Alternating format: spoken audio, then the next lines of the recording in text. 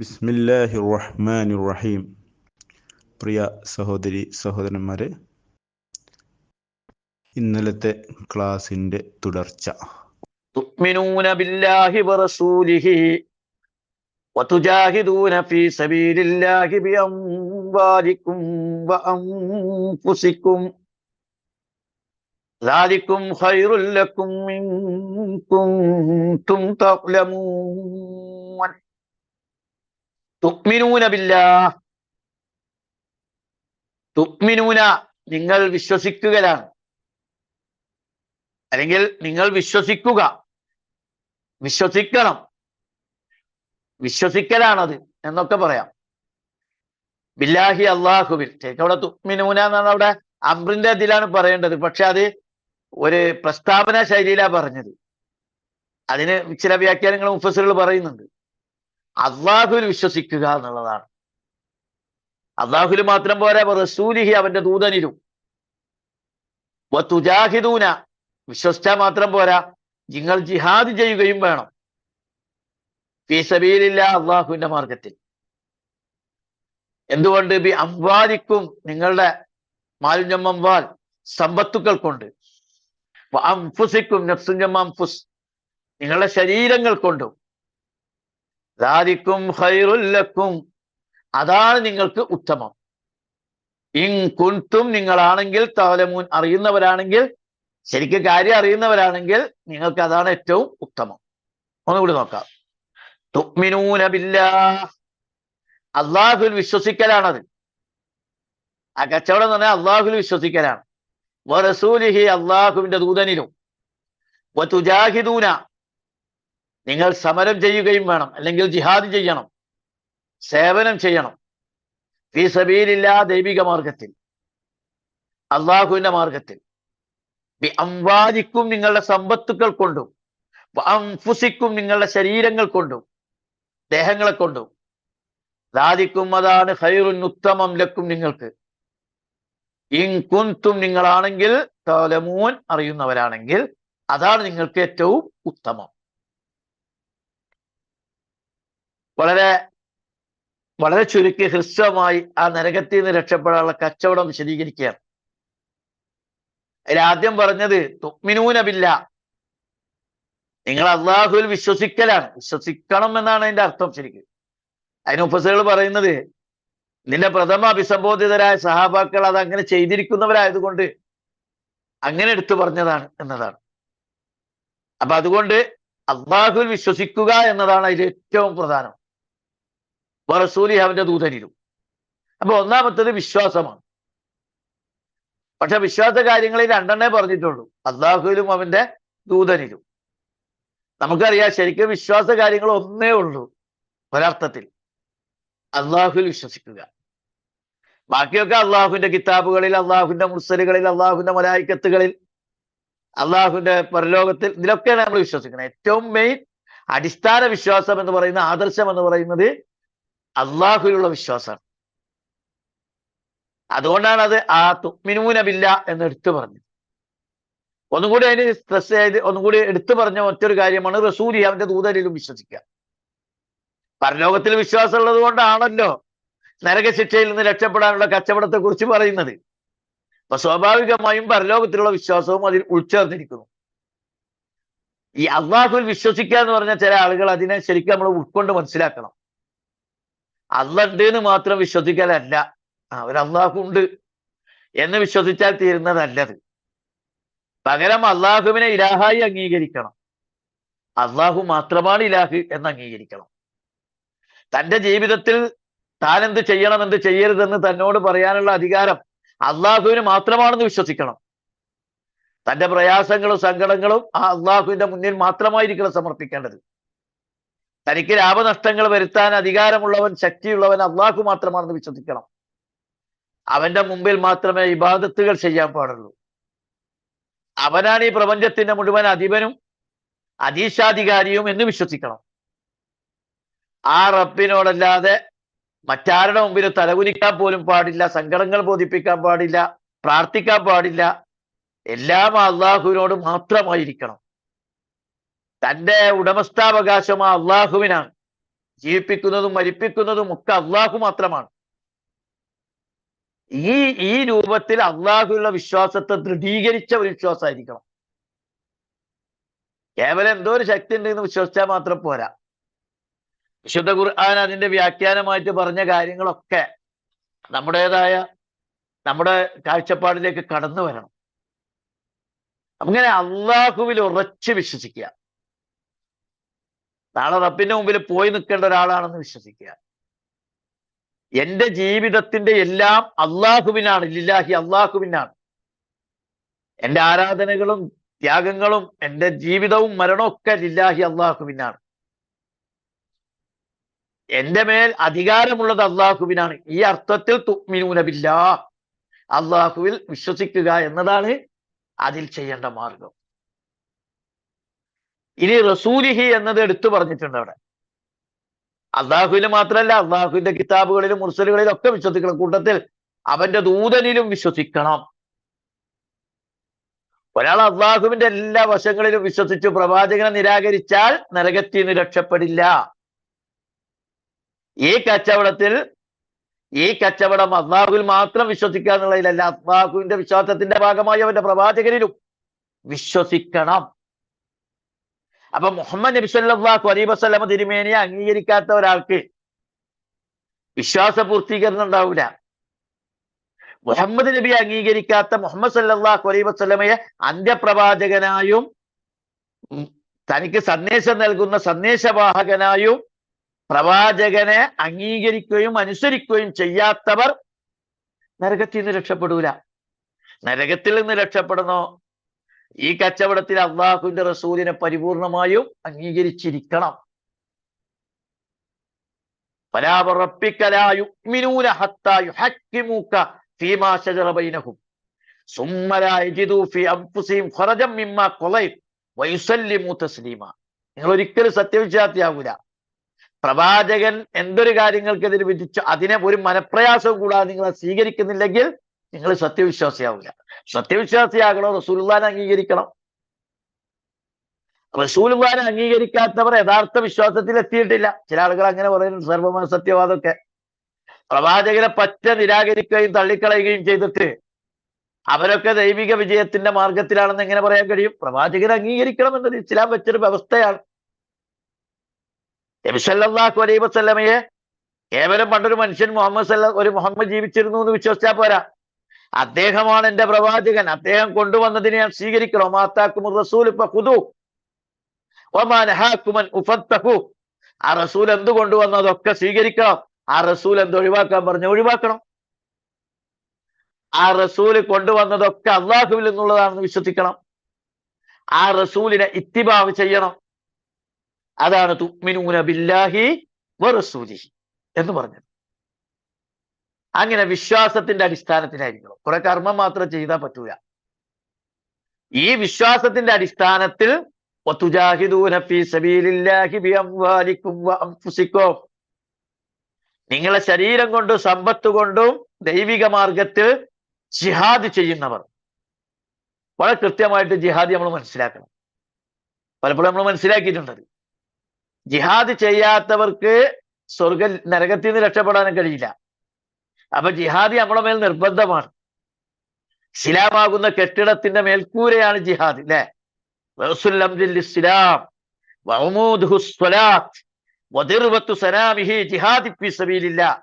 എല്ലാറ്റിലും മുഖ്യമായത് ഇസ്ലാമാണ്. അതിന്റെ നെടുന്തൂണാണ് നമസ്കാരം. അതിന്റെ മേൽക്കൂര അതാണ് ജിഹാദ്. ജിഹാദ് ഇല്ലാത്ത ഇസ്ലാം മഴ കൊള്ളുന്ന വെയിൽ കൊള്ളുന്ന അപൂർണമായ ഒരു ഭവനം പോലെയായിരിക്കും. എന്താണ് ഈ ജിഹാദ്? അത് ഒരിക്കലും ഖിതാൽ അതിന്റെ ഒരു ഭാഗം മാത്രമാണ്. ഖിതാൽ എന്ന് പറഞ്ഞാൽ യുദ്ധം. ജിഹാദ് എന്ന് പറഞ്ഞാൽ ഒരു വിശ്വാസം ഇങ്ങനെ ഉള്ളിലെ വിശ്വാസവും ചില കർമ്മവും ചെയ്തിരുന്നാൽ പറ്റൂല. അയാൾ സമ്പൂർണനായി തീരണമെങ്കിൽ ദൈവിക മാർഗത്തിൽ സേവനങ്ങൾ ചെയ്യുന്നവനും ത്യാഗപരിശ്രമങ്ങൾ ചെയ്യുന്നവനും ദൈവിക മാർഗത്തിൽ പ്രവർത്തിക്കുന്നവനുമായിരിക്കണം. ഒരാൾ ഇങ്ങനെ ഇരുന്ന് ആ വിശ്വാസം ഉൾക്കൊണ്ട് ഇങ്ങനെ സുബ്ഹാനല്ലാഹ് ചൊല്ലി കുറെ നിസ്കരിച്ചു കൂട്ടിയാൽ ആ ഇസ്ലാം പൂർണ്ണാവൂല.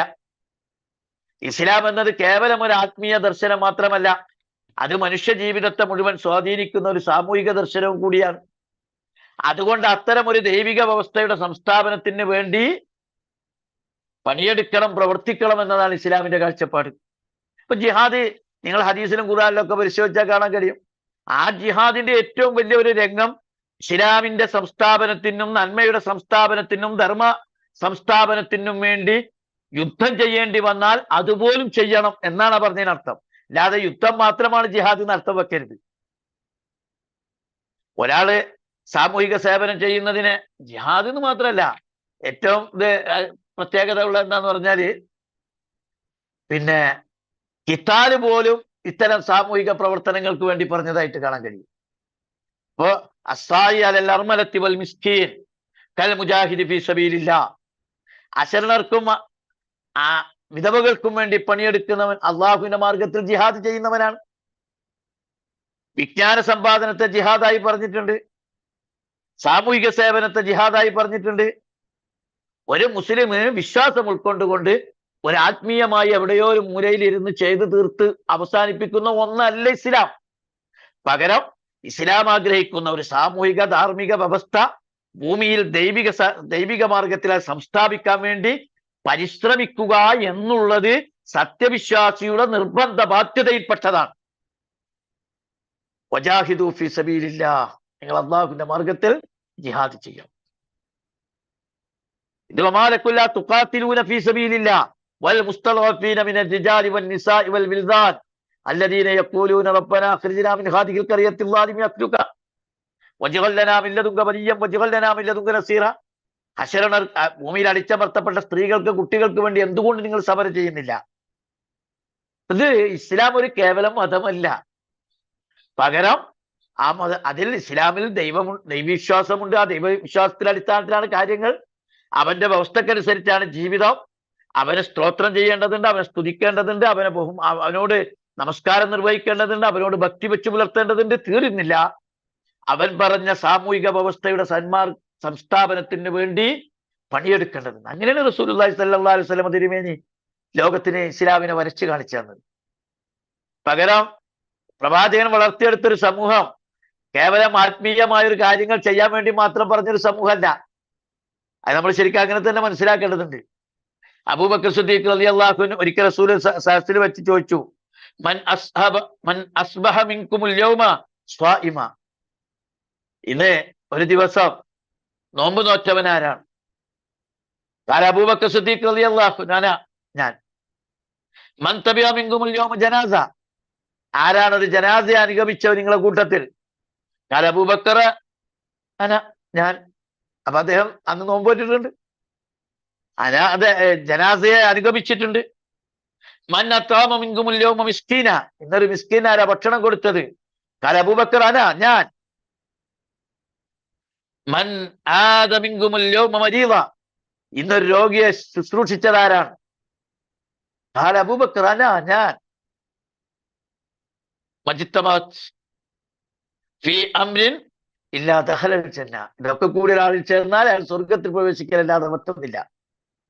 അപ്പൊ ഇസ്ലാം അവിടെ അനാഥകളെ അഗതികൾക്ക് ഭക്ഷണം കൊടുക്കുന്നു, അതേപോലെ തന്നെ രോഗികളെ സംരക്ഷിക്കുന്നു, ജനാഥകളെ എല്ലാം ഉൾക്കൊള്ളുമ്പോഴാണ് അയാൾ സ്വർഗത്തിലേക്ക് എത്തുന്നത്. അപ്പൊ ഇവിടെ ശരീരവും സമ്പത്തും അള്ളാഹ്ക്ക് അങ്ങോട്ട് കൊടുക്കുക. നേരത്തെ പറഞ്ഞല്ലോ, ഇന്നല്ലാഹ അസ്തറാ മിനൽ മുഅ്മിനീന അൻഫുസുഹും വഅംവാലുഹും ബിഅന്ന ലഹുമുൽ ജന്ന, അള്ളാഹു തആല നമ്മുടെ ശരീരവും സമ്പത്തും വിലക്ക് വാങ്ങിയിരിക്കുന്നു, സ്വർഗം തരാന്ന് പറഞ്ഞിട്ട് എന്ന് പറഞ്ഞല്ലോ. ആ സ്വർഗം കിട്ടണമെങ്കിൽ അള്ളാഹുവിന്റെ മാർഗത്തിൽ ജിഹാദ് ചെയ്യണം. ഇസ്ലാമിന്റെ ഏറ്റവും സുന്ദരമായ ഒരു വശമാണ് ജിഹാദ്. ജിഹാദ് ഇല്ലാത്തൊരു ഇസ്ലാം എന്ന് പറഞ്ഞാൽ കേവല ആത്മീയമായ ആ കാര്യങ്ങൾ ചെയ്യുന്ന ഒന്നാകുമായിരുന്നല്ലോ. പകരം നല്ല ഒരു സമൂഹത്തെ സൃഷ്ടിക്കാൻ വേണ്ടി യത്നിക്കുക എന്നതും ഏറ്റവും വലിയ ഒരു ദൈവിക മാർഗമായിട്ടാണ് വിശദീകരിച്ചത്. ഇസ്ലാം വിരുദ്ധ ശക്തികൾക്ക് ഈ ജിഹാദിനെയാണ് പേടി. ഇസ്ലാം വിരുദ്ധ ശക്തികൾക്ക് ആ ജിഹാദിൽ പലിശക്കെതിരെ ശബ്ദിക്കണം, അശ്ലീലതക്കെതിരെ ശബ്ദിക്കണം, ആ ജിഹാദിൽ അധർമ്മത്തിനെതിരെ പൊരുതണം, ആ ജിഹാദിൽ ചൂഷണങ്ങൾക്കെതിരെ പൊരുതണം, ആ ജിഹാദിൽ നന്മ ഉണ്ടാക്കാൻ, സാഹോദര്യം ഉണ്ടാക്കാൻ, സാമൂഹിക നന്മ ഉണ്ടാക്കാൻ വേണ്ടി പ്രവർത്തിക്കണം. ഇതിന്റെയൊക്കെ ഈ നന്മകളുടെ ഒക്കെ എതിരാളികളായ ആളുകൾക്ക് ഇസ്ലാം കേവല ആത്മീയതയിൽ ഒരു മതമായി ചുരുക്കിക്കൂടെ ചോദിക്കുകയാണ് അവര്. അല്ല, അതിനകത്തൊരു ജിഹാദ് ഉണ്ട്. ആ ജിഹാദ് നന്മയുടെ സംസ്ഥാപനമാണ്. ദൈവിക മാർഗത്തിൽ ആ ജിഹാദ് സമർപ്പിക്കാൻ വേണ്ടി ചെയ്യുന്ന പരിശ്രമങ്ങളൊക്കെ പുണ്യകരമാണ്. അങ്ങനെ ചെയ്യുന്നവർക്ക് ആ ചെയ്യലാണ് സമ്പത്തും ശരീരവും. അതിനൊക്കെ ഉദാഹരണം നമ്മൾ പറയണ്ട. സ്വന്തം ശരീരം അങ്ങോട്ട് കൊടുത്ത ഒരുപാട് ഉദാഹരണങ്ങൾ നമ്മൾ കാണുന്നുണ്ട്, ഇന്നുണ്ട്. ഇസ്മായിൽ ഹനിയ എന്ന് പറയുന്ന ഹമാസിന്റെ നേതാവ്, അദ്ദേഹം ദോഹയിലെ ആശുപത്രി സന്ദർശിക്കുമ്പോ അദ്ദേഹത്തിന് ഒരു മെസ്സേജ് വരികയാണ്. അടുത്ത ആള് വായിച്ചു കൊടുക്കുകയാണ്. തന്റെ 3 മക്കൾ, പേരക്കുട്ടികൾ രക്തസാക്ഷിയായ വാർത്തയാണ് വരുന്നത്. ഒരാളുടെ 3 മക്കളും പേരക്കുട്ടികളും പേരക്കുട്ടികൾ രക്തസാക്ഷിയായ വാർത്ത കേൾക്കുമ്പോ നമ്മളൊക്കെ ബോധം കെട്ട് വീഴേണ്ടതല്ലേ? അലറി വിളിക്കേണ്ടതല്ലേ? നിലവിളിക്കേണ്ടതല്ലേ? അദ്ദേഹം അതിനെ പുഞ്ചിരിയോടുകൂടി നേരിടുന്നത് കാണാൻ കഴിയും. കാരണം അവരൊക്കെ ഭയങ്കര അത്ഭുതമല്ലേ? ലോകം ഞെട്ടുകയാണത്. ഭീകരതയുടെ പേര് പറയുന്ന ആൾക്കാര് ഇസ്മായിൽ ഹനിയയുടെ മക്കളെ ദൈവിക മാർഗത്തിൽ ജീവൻ സമർപ്പിക്കുമ്പോൾ അദ്ദേഹം അതിനെ പുഞ്ചിരിയോടുകൂടി നേരിടുന്ന വീഡിയോകൾ ലോകത്ത് പ്രചരിച്ചുകൊണ്ടിരിക്കുകയാണ്. അതാണ് ജിഹാദിന്റെ മഹത്വം. കാരണം ആ ജിഹാദ് രക്തസാക്ഷിയായ ആൾ പോലും നാളെ അള്ളാഹുവിന്റെ അടുക്കൽ വലിയ വിജയത്തിലാണ് എത്തുന്നത്. ദാലിക്കും ഖൈറുൽ ലക്കും ഇൻ കുൻതും തഅലമൂൻ. അന്ന് പറയാണ്, ഇതാണ് നിങ്ങൾക്ക് ഉത്തമം, നിങ്ങൾ അറിയുമെങ്കിൽ. ഇതിനോളം നല്ലൊരു കച്ചവടം വേറില്ല. കാരണം ഇതിൽ കുറച്ച് മുതൽ കൊടുക്കിയാൽ ഒരുപാട് ലാഭമാണ്. നിങ്ങൾ ഇത്തിരി സമ്പത്ത് ശരീരവും കൊടുത്താൽ അവസാനിക്കാത്ത കാലത്തോളം സ്വർഗമാണ്, വലിയ നരകത്തിൽ നിന്നുള്ള രക്ഷപ്പെടലാണ്. 30,000-40,000 ഉറുപ്പ്യ കൊടുത്താലേ 41 ഡിഗ്രി ചൂടുള്ള ഈ അന്തരീക്ഷത്തിൽ ഒരു AC വെക്കാം. കുറച്ച് ചൂട് കുറച്ച് നേരം, അതിന് നല്ല കർദിയലുമുണ്ട്. പക്ഷേ കാലാകാലം വരാനിരിക്കുന്ന ഒരു നരകത്തിൽ നിന്ന് രക്ഷപ്പെടാൻ 3,000 രൂപ പോലും ദൈവിക മാർഗത്തിൽ നമ്മൾ സമർപ്പിക്കുന്നില്ല. നമ്മൾ ആത്മപരിശോധന നടത്തണം. ഭൗതികമായ ഇത്തിരി സുഖ സൗകര്യങ്ങൾക്ക് വേണ്ടി ഒത്തിരിയേറെ കൊടുക്കുന്ന നമ്മൾ വലിയ കഠിന കഠോരമായ നരകശിക്ഷയിൽ നിന്ന് രക്ഷപ്പെടാനുള്ള ഈ കച്ചവടത്തിൽ ഏർപ്പെടാതിരിക്കുന്ന മണ്ടത്തിലല്ലേ? ബുദ്ധിയുള്ള ആളുകൾ യഥാർത്ഥത്തിൽ ഈ കച്ചവടത്തിലാണ് ഏർപ്പെടുന്നത്. അൽ കയ്യസ് മന്ദാന നഫ്സഹു വഅമില ലിമാ ബഅദൽ മൗത്ത്. തന്റെ ഇച്ഛകളെ നിയന്ത്രിച്ച് മരണാനന്തരമുള്ള ജീവിതത്തിന് വേണ്ടി പണിയെടുക്കലാണ്. അതാണ് ഏറ്റവും ലാഭകരമായ കച്ചവടം. അല്ലാഹു തആല പറഞ്ഞ പോലെ ഒരു നെൽമണി 100 കണക്കിന് 1000കണക്കിന് നെൽമണികളായി മാറുന്നത് പോലെ നന്മകൾ മാറ്റപ്പെടുന്ന ഈ കച്ചവടം, അതാണ് നിങ്ങൾക്ക് ഏറ്റവും ഉത്തമം എന്നാണ് ഇവിടെ വിശദീകരിക്കുന്നത്. ഇന്നത്തെ ക്ലാസ് അവസാനിക്കുകയാണ്. അള്ളാഹു നാമേവരെയും അനുഗ്രഹിക്കുമാറാകട്ടെ. വ ആഖിർ ദഅവാന അനിൽ ഹംദുലില്ലാഹി റബ്ബിൽ ആലമീൻ.